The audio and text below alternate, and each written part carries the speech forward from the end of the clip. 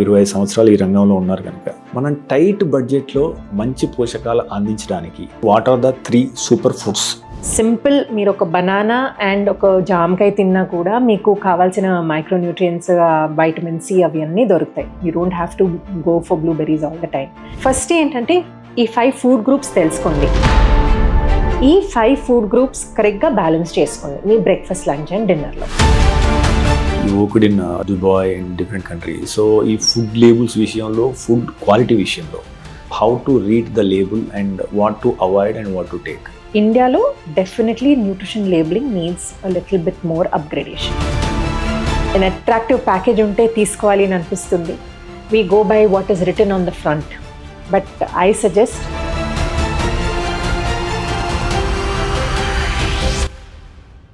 Whole grain అంటే నిజంగా whole grain ఉందా దాంట్లో? నో ప్రిజర్వేటివ్స్ అంటే నిజంగా అబ్సల్యూట్లీ ప్రిజర్వేటివ్స్ లేవా? ఆయిల్ మీద నో కొలెస్ట్రాల్ అని రాస్తారు. What is the source of the oil seed? మనం ఇంగ్లీష్లో అంటాం కదా, you are what you eat అని. So like that what we need to eat. ఇప్పుడు యాక్చువల్లీ ఫుడ్ తింటే ఎనర్జీ పెరగాలి. That is the aim of food. But there are so many foods that make you feel lethargic. Why? Maintenance is always cheaper than repair. Use it or lose it లాగా. So మనం అవయవాల్ని కానీ పూర్తిగా వినియోగించడం. Exercise యొక్క పాత్ర ఏంటి?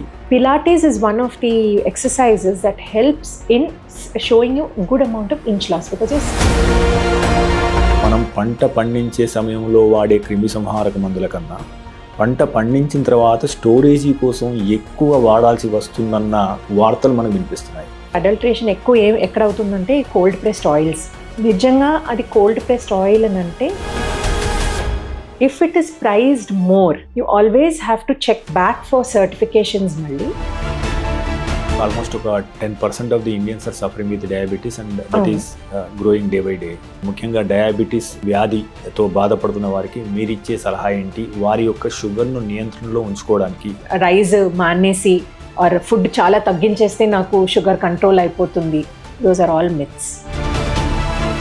ఇప్పుడు low glycemic index rice అని చాలా రకంగా వస్తున్నాయి. Diabetic rice, low glycemic index. నిజంగా అది లో గ్లైసమిక్ ఇండెక్స్? నిజంగా does it not bring up your sugar levels? ఈ మధ్య ఆటో ఇమ్యూన్ డిసీజులు పెరుగుతున్నాయి. సో మన రోగ నిరోధక శక్తి మనకు వ్యతిరేకంగా పనిచేస్తుంది. ఈ మధ్య మనకు సంబంధాలు లాంటి యాక్టర్స్ కావచ్చు, మిగతా చాలామంది దీని మీద అవగాహన తేవడానికి ప్రయత్నిస్తున్నారు. ద మినిట్ మీరు బాడీలో కొన్ని చేంజెస్ చూస్తున్నారు అని అంటే ఇమ్మీడియట్గా ఇప్పుడు అందరికీ బీపీ కామన్ అయిపోయింది. నాకు బీపీ ఉందని హ్యాపీగా చెప్పుకుంటున్నారు. But that is the first sign from your body saying that.